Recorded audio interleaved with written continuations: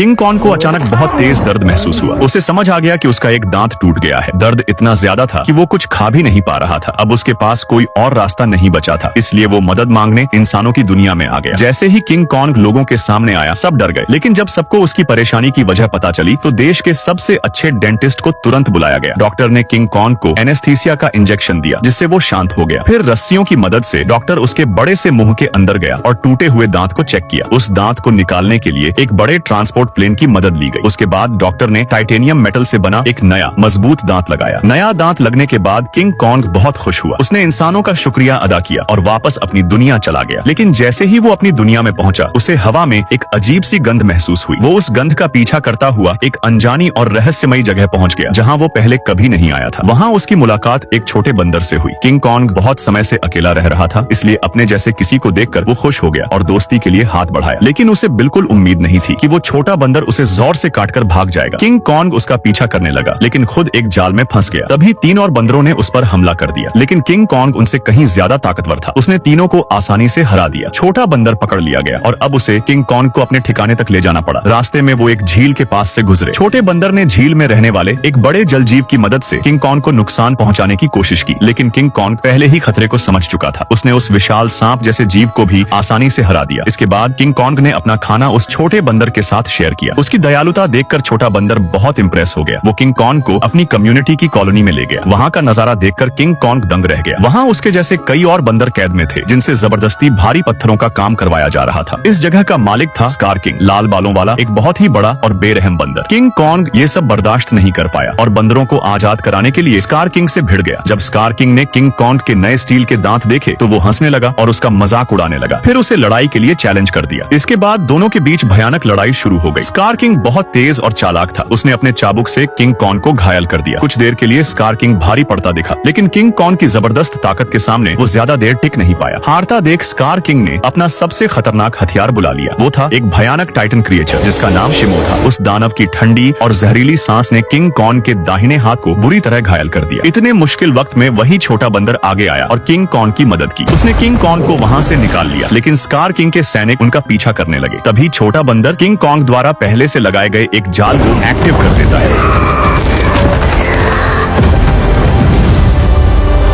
और दोनों अपनी जान बचाकर भाग निकलते हैं। अब बुरी तरह घायल किंग कॉन्ग छोटे बंदर की मदद से एक बार फिर इंसानों के पास पहुंचता है। इंसान फिर से उसकी मदद के लिए आगे आते हैं। वो किंग कॉन्ग को नया हाथ तो नहीं दे पाते, लेकिन एक खास मशीन की मदद से उसके हाथ को पहले से भी ज्यादा ताकतवर बना देते हैं। इस तरह इंसान एक बार फिर किंग कॉन्ग की मदद करके अपना फर्ज निभाते हैं।